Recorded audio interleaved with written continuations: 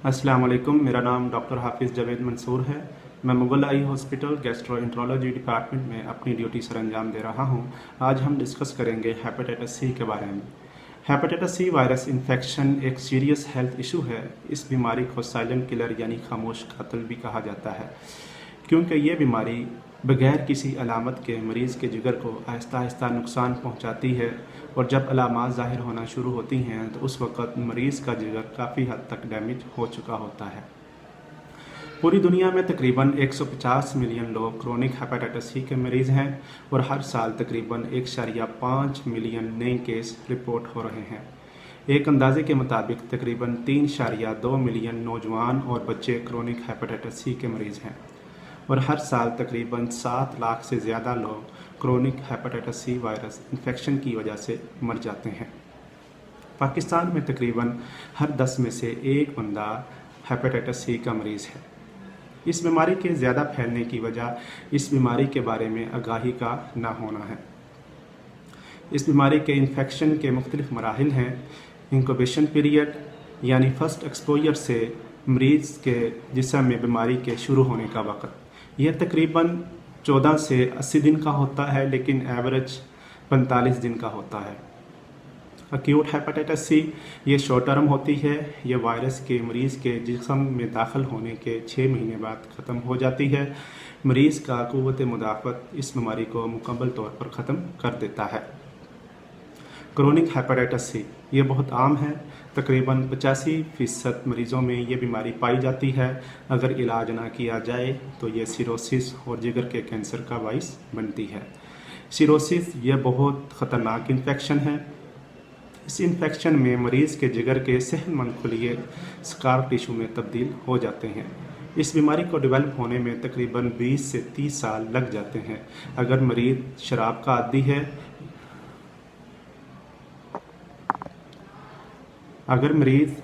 का आदी है या उसे एड्स है तो ये बीमारी मरीज़ के जिगर में बहुत तेज़ी से फैलती है, और सिरोसिस फिर आगे जिगर के कैंसर का बाइस बनती है। हेपेटाइटिस सी की काजेज़ और transmission. Hepatitis C infection hepatitis C virus की वजह से फैलता है। यह ब्लड बोर्न वायरस है, यानी खून के ज़रिए एक इंसान से दूसरे इंसान में मुंतकिल होता है। अगर किसी सेहतमंद इंसान को किसी हेपेटाइटिस सी के मरीज़ का खून लगेगा तो ये बीमारी उस मरीज़ से सेहतमंद इंसान में मुंतकिल हो जाएगी। इसकी मुंतकली के बहुत सारे ज़रिए हैं। हेपेटाइटिस सी के मरीज़ की इस्तेमाल शुदा सिरिंजी, सुइयाँ, शुगर चेक करने वाले आले के इस्तेमाल करने से, हेपेटाइटिस सी के मरीज़ से जिनसी ताल्लुक़ रखने से या गैर जिनसी ताल्लुक़ रखने से, हामला ख़वातीन अगर हेपेटाइटिस सी की मरीज़ा हैं तो उनसे उनके पैदा होने वाले बच्चों में यह बीमारी मुंतकिल हो सकती है।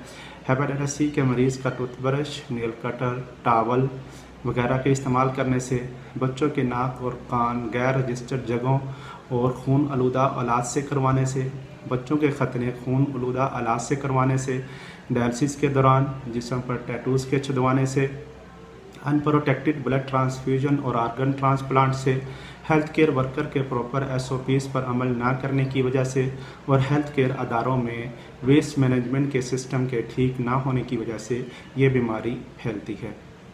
हेपेटाइटिस सी की अलामात। बहुत सारे मरीज़ों में इसकी अलामात नहीं होती। मरीज़ थोड़ी सी थकावट और बुखार महसूस करता है, जिसे वो अपनी रोज़मर्रा की रूटीन से कोरिलेट करता है। यही वजह है कि मरीज़ अनडायग्नोस रहता है और ये बीमारी आहिस्ता आहिस्ता उसके जिस्म में बढ़ती रहती है। कुछ मरीज़ों में इसकी अलामात जल्द ज़ाहिर हो जाती हैं और कुछ मरीज़ों में इसकी अलामात ज़ाहिर नहीं होती। अगर मरीज़ सेहतमंद ज़िंदगी गुजार रहा है, वर्जिश करता है या खेलों का खिलाड़ी है तो उसमें इसकी अलामात जल्द ज़ाहिर नहीं होती। मगर जब वो बंदा अपना मेडिकल करवाता है या टेस्ट करवाता है तो उस वक़्त पता चलता है कि उसे हेपेटाइटिस सी है। इसकी अलामात में बुखार, जिस्म में दर्द, जोड़ों में दर्द, भूख का ना लगना, कै का आना, मतली, पेट में दर्द, जिल्द और आँखों का पीला पड़ जाना वगैरह शामिल है। लेकिन अगर यह बीमारी बढ़ जाए तो उस वक़्त काले रंग के पखाने, खून की उल्टी, पेट में पानी भर जाना जिसे असाइटिस कहते हैं, और टांगों का सूज जाना वगैरह मरीज़ में ये अलामात होना शुरू हो जाती हैं। हेपेटाइटिस सी की तशख़ीस। हेपेटाइटिस सी की तशख़ीस सिर्फ स्क्रीनिंग टेस्ट से ही मुमकिन है। पूरी दुनिया में हर मुल्क ने हुकूमती सतह पर एक टास्क फोर्स बनाई है जिसका मकसद हर उम्र और शोबे से ताल्लुक़ रखने वाले मर्दों, ख़वातीन, बच्चों और बूढ़ों का हेपेटाइटिस सी का स्क्रीनिंग टेस्ट करना है, क्योंकि टेस्ट ही हेपेटाइटिस सी की तशख़ीस का वाहिद ज़रिया है। हर वो इंसान जिसकी उम्र 18 साल या इससे ज़्यादा है, हामला ख़वातीन, अगर जिस्म में कभी खून लगवाया है या कोई ऑपरेशन करवाया है या दांत का इलाज करवाया है या हजामत करवाते हुए जिल्द पर कोई कट लगा है, तो उसे चाहिए कि अपना हेपेटाइटिस सी का स्क्रीनिंग टेस्ट लाजमी करवाएं। अगर स्क्रीनिंग टेस्ट में हेपेटाइटिस सी पॉजिटिव आ जाए तो फिर दूसरे टेस्ट जिसके अंदर CBC, LFT, ultrasound abdomen, PCR, HCV, RNA quantitative शामिल है, ये लाजमी करवाएं। और अगर PCR में वायरल लोड आ जाए फिर उसका इलाज करना लाजमी है। हेपेटाइटिस सी का इलाज, याद रखिए हेपेटाइटिस सी की कोई वैक्सीनेशन नहीं होती। अगर आपके खून में हेपेटाइटिस सी की तशख़ीस हो जाए तो इसका इलाज लाजमी है। इसके इलाज में बहुत अच्छी अद्वियात मौजूद हैं जो पैन जीनोटाइप हैं, यानी हर तरह की जीनोटाइप में इस्तेमाल की जाती हैं। स्फोस्फोविर, डेक्लाटेस्विर, ये कम्बिनेशन मौजूद है, लेकिन अब इससे भी एडवांस कम्बिनेशन मौजूद है जिसमें स्फोस्फोविर और वेल्पाटेस्विर दोनों एक गोली में मौजूद हैं। एक गोली रोज़ाना 12 हफ्ते के लिए इस्तेमाल करने से आप इस बीमारी से मुकम्मल छुटकारा पा सकते हैं। हेपेटाइटिस सी के मरीज़ को चाहिए कि वो तली हुई अशिया, ज़्यादा मसाले वाली अशिया, फ़ास्ट फूड जिसके अंदर बर्गर, शवारमा, जिंगर वगैरह शामिल हैं, कोल्ड ड्रिंक, फूड सप्लीमेंट, पराठे और बाज़ारी खानों से मुकम्मल परहेज़ करें। मरीज़ को अगर कोई दूसरी बीमारी जैसे शुगर, ब्लड प्रेशर या यूरिक एसिड का मसला नहीं है तो हर तरह की सब्ज़ी खा सकता है, हर तरह का फल खा सकता है, दालें खा सकता है, बगैर चर्बी के गोश्त, अंडे, मछली का सालन, सादा रोटी और सलाद का इस्तेमाल ज़्यादा करें। दूध बगैर मलाई के इस्तेमाल करें। हेपेटाइटिस सी से बचने के लिए हिफाजती इक़दामात, याद रखिए कभी भी इस्तेमाल शुदा सिरिंज या सुई का इस्तेमाल ना करें, इससे ये बीमारी बहुत फैलती है।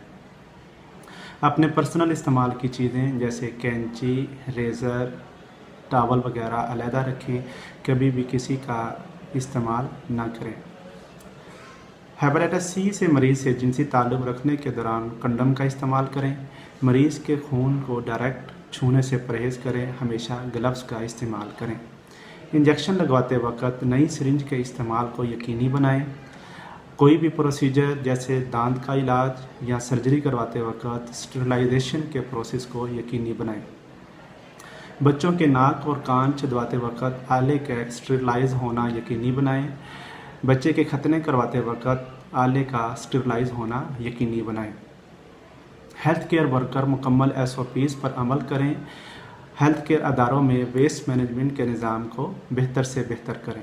याद रखें ये बीमारी आपस में मिलने यानी गले मिलने, बच्चों को प्यार करने, साथ बैठकर खाना खाने से ये नहीं फैलती। और मरीज़ा अपने बच्चों को दूध आसानी से पिला सकती हैं। दूध पिलाने से ये बीमारी बच्चों में मुंतकिल नहीं होती। उम्मीद है आपको ये सारा टॉपिक समझ आया होगा। इसके बारे में कोई भी क्वेश्चन हो या कमेंट करना हो तो आप हमसे रब्ता कर सकते हैं। अल्लाह हाफिज़।